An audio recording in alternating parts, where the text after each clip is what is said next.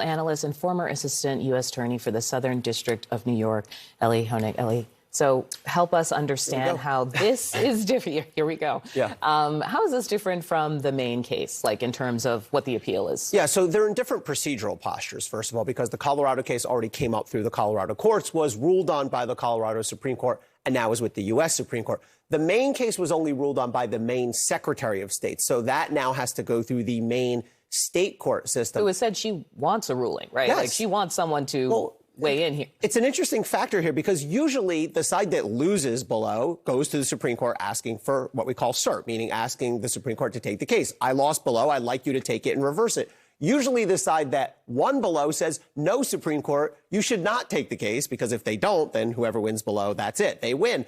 Here we see most of the people on both sides of this asking the Supreme Court formally on the record and also just in media saying, yes, you should take it. So whatever the disagreements have been and certainly will be between the sides, everyone agrees on both sides of this. Supreme Court has to take this. And I think everyone agrees they have to take it quickly. We're under deadlines here almost day by day. Yeah, a strikingly different posture from Trump's legal team that wants everything else delayed and pushed off as far as possible. This act immediately.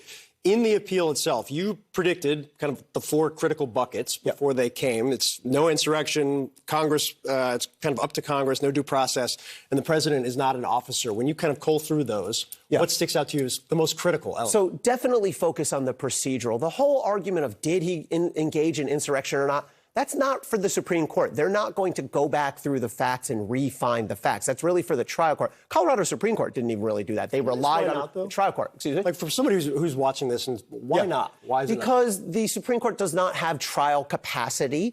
What the Supreme Court does is take the record, as we call it, as established in a trial court, what the witnesses said, what the documents were, and then they can base a legal decision off that, but they're not going to redo that. They're not built to reenact that. Exactly. They don't have a witness box at the Supreme Court. They have argument, pedestals, basically. I would focus on the procedural here. Is it up to Congress or is it up to the states? That's the first question. Second of all, if it is up to the states, did Colorado follow its own procedures? Did they give Trump enough due process? And then there's this question, I know, Audie, makes you nuts.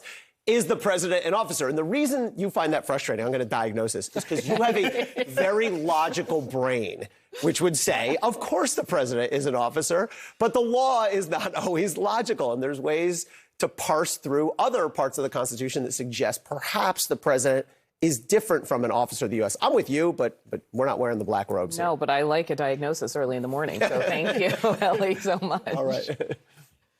Well, breaking this morning, by the way, congrats on the logical brain. Okay. That's great. Elie has never given me that diagnosis. You have a high EQ, Phil. Thank you. That's also very kind. I like this morning, 6 a.m. Let's rock and roll. Also breaking this morning.